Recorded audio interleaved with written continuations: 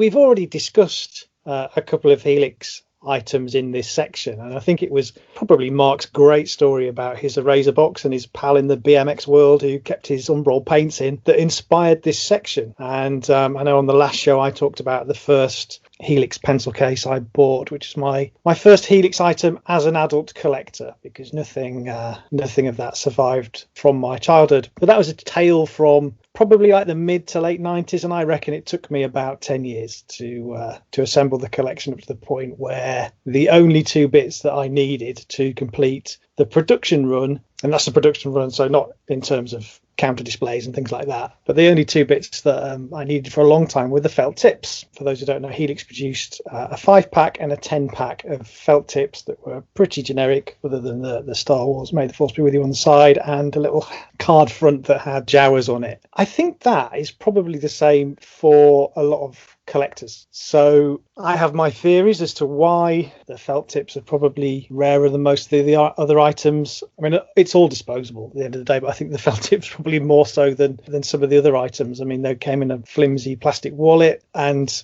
pens are always decanted into pencil cases, so these things were probably tucked away right at the start. The pens ran out and they were thrown away. So unlike maybe like a ruler or math set, which has a chance of surviving, I think the felt tips more than anything just ended up in the bin. But I did manage to get myself a 5-pack about 2 years ago, and given the amount of people I know were chasing these things, I'd kind of given up on the 10-pack because it always seemed a lot rarer. In prepping this for tonight, I was wondering, whether there was any pattern to that, whether there's any reason, and I dug out my retail leaflet that I've got that's got all the prices in there.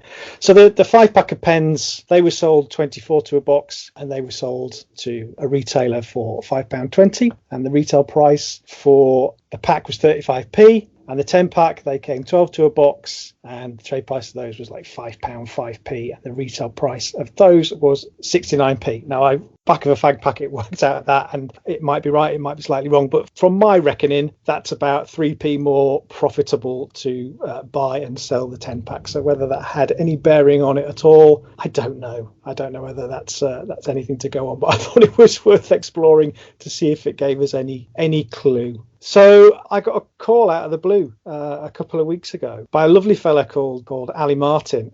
So rather than me tell the story, I'll let Ali tell the story. So my wife's grandmother died back in January, and obviously in the process of that, there was a house to clear out. She lived on her own. She was 98, and she lived a long and full and happy life, and it was her time. But in the process of clearing out her stuff, my wife's mother, which is my mother-in-law, she was coming around here to drop some stuff off from the house. And just before she left, she saw a packet of pens and decided just to grab them because we've got two young daughters. One of them's probably a bit too young for felt tip pens. She'd only cover the wall in them. But the other one, would love a pack of felt tip pens. And I think it was just, from what I understand, it was a total afterthought on her part just to grab these pens because our daughter might want to play with them that afternoon when she popped round. They were brought to our house, and there was with a collection of all sorts of other things from the house that had been dug out. And my wife Claire was, I think she was about to sort of take them out of the pack and stick them in the general pot of pens with all the rest of the felt tip pens. They caught my eye probably because I saw the Star Wars logo. I mean, I'm a sort of, I'd say a lapsed Star Wars fan in terms of a big fan of the first three films, and I've kind of watched the other films since and kind of dipped in and out, and I do still enjoy the franchise to a certain degree, but I'm nowhere near any sort of super fan or expert on it. But yeah, just caught sight of these pens, and it was one of the, it was the sort of the way that the font of Star Wars kind of jumped out at me as being both very much authentic but very dated at the same time. Now, I used to have all sorts of toys back in the day. I mean, I had older brothers who probably passed them down to me, and something rang a bell that these look quite old. So I interjected, hang on a minute, can I just have a look at these? And then it didn't take long. Obviously, they were marked up as Helix. There was 10 of them. They're in sort of mint condition, which again sort of made me slightly doubt that they would be that old, because they were just in such mint condition. And also, one of them had already been taken out of the pack and sort of just road tested very, very briefly to check they worked. And so a quick sort of Google search on that on my phone, and suddenly it was like opening a door to another world, really.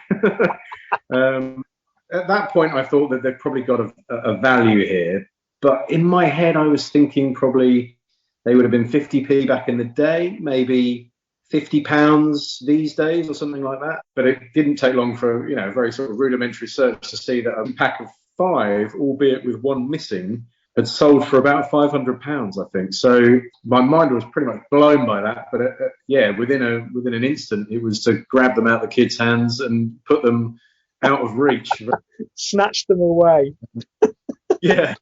And then have a look at what we should do with them, really. So that was my first inkling that they were something to be treasured. This was an antique of some description. There had been one advert on Facebook with someone that was clearly looking for them, or a set of these pens. Another collector had come up who had a website, and yourself popped up as well. You'd appeared in the local news. Again, it's kind of added to the story here, because I obviously thought they were dated from back in the day, but when I read that you had a collection of a certain number of items already, and that you'd been sort of involved in the 40th anniversary of the Helix set. So I looked up contact details for yourself and for the 2 other collectors that had sort of come up in my searches, and dropped each of you a line. One had a website, one was via Facebook, and I think yourself, it was initially on Twitter, wasn't it? I think. I was sat one Sunday night, I think it was. You sent me a tweet saying, "Can you follow me back? I've got a direct message." It was bizarre, and I looked. I obviously clicked on your name, looked at you, and you're a cricket journalist. I thought, what could he want with me? But I did what I was asked to do, and I followed you back. And then this picture landed in my inbox. I just couldn't believe it. Yeah. So I sent that picture to the 3 different collectors. It became very apparent very quickly that these were pretty in-demand items. But I was really impressed by all 3 people that replied to me, sort of explaining that, yes, you've got something quite valuable on your hands, but there was no pressure. I didn't feel like anyone was acting in an underhand way. Everyone was very open and honest. You all sort of appreciated that I was coming at it from a totally naive perspective, but no one was looking to take advantage of that. I think all 3 of you kind of explained essentially the process for how you might want to sell these if you were to sell. So. Well, that's good. That reflects well on the community. No one tried to sort of offer you 20 quid, take them off your hands. No. Again, I could sort of see that they were pretty niche in terms of possibly how many people would want them. I didn't necessarily think that an eBay auction or similar would be. I don't know. It just felt like a lot of hassle, and obviously there was a bit of back and forth with each of you. I got a sort of rough ballpark figure as to what they might be worth, because people were sort of discussing roughly the numbers. There was a few different factors in our decision to sort of just go private and just deal with one person directly, which is yourself. The more I looked into it, and because I'm a journalist by trade, I do my research and look into these things quite deeply. And I was pretty impressed by the kind of backstory of, the Helix pens, and how you'd obviously played quite a significant role in bringing them back for the 40th anniversary. And obviously, you'd mentioned to me that I think it was the last piece of your collection that you needed. It started to feel very quickly that this is probably where they belong. This is probably their home, to be honest. It would complete the set. It would bring it all together. And I don't want to be cheesy, but I sort of, when I was discussing it with my wife and her mum, there was a kind of sense that that's where they belonged, really. That they probably belonged in a collection that had a bit more meaning behind it. And and then there was also a sort of minor bit of intrigue in it, as you find out when you go on Facebook. Sometimes you find that you've got a mutual friend or a friend of a friend. So we could see there was a bit of a connection there. And also you were locally based as well. We just thought in a practical sense, logistics, if we were to sell them, that would probably be the best way to do it. Go with someone local and someone that kept the flame alive of the sort of Helix brand. Not that it meant a huge amount to us at all, but we could see that it did mean a lot to other people, and it just kind of felt like their natural home, to be honest. So we just took a decision to go with one preferred collector, and then we kind of took it from there, didn't we?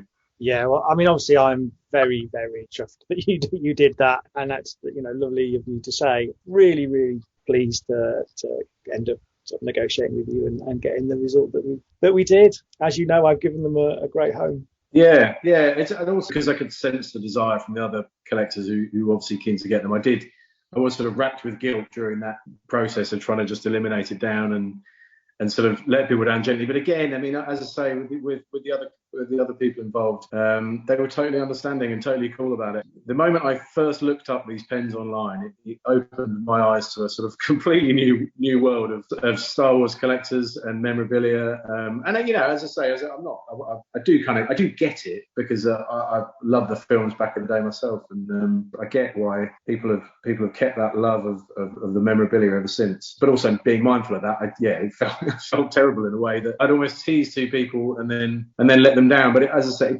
just felt fitting. In fact, it was more of a decision by my mother-in-law and my wife, who sort of said that they felt that yours was the home that they should go to. I mean, I mentioned to you at the time that we were looking at the money as very much a bonus, because they were something that didn't have any material value to us. And also with my wife's nan, Mary, I think they looked just like a purchase, on a whim, possibly back in the day, to keep the kids amused for 5 minutes. They might have fallen down the back of a cupboard and what have you, and just remained in mint condition ever since, but never been touched. There's no emotional value ascribed to them either from our point of view. So we decided to donate the entire amount to charity that you paid, the entire fee. We split it 3 ways, which was Birmingham Children's Hospital Charity, NSPCC, and to UNICEF as well. So we kind of went local, national and international with 3 children's charities, because Star Wars and Perfect Pens, I know you're a big kid, but it's for kids, isn't it? So it seemed like a good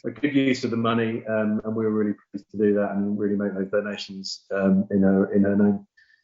It's great. It's as I say, it's opened my eyes to a new world. It's also got my daughter and I watching Lego Star Wars, which we've really been enjoying as well. So and also you threw in some of the figures as part of the deal, didn't you? So that was I've got a few little figures that sit on my desk and while I'm pretending to work and actually just piddling around. I like to play with them as well. So it's been good. It's reconnected me with Star Wars a bit as well. So it's been brought back some happy memories. So it's been good.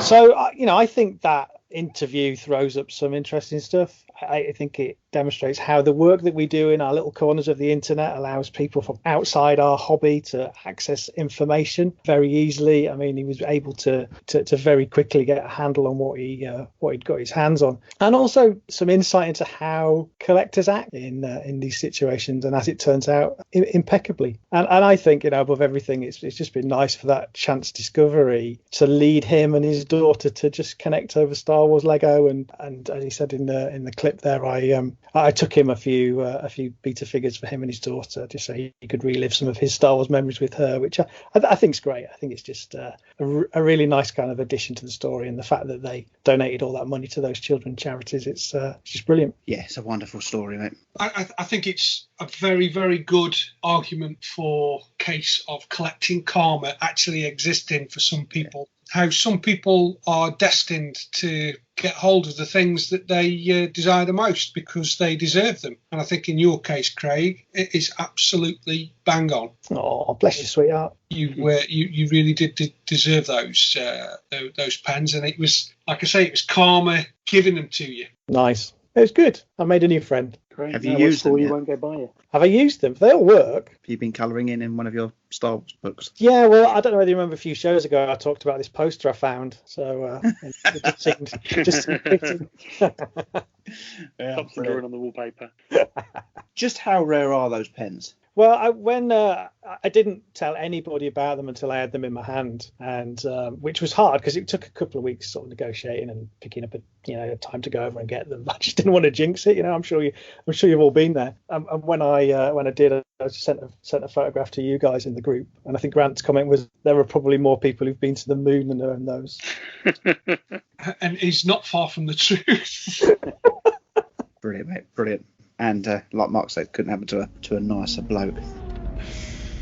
You look absolutely beautiful. You truly belong here with us among the clouds. Thank you.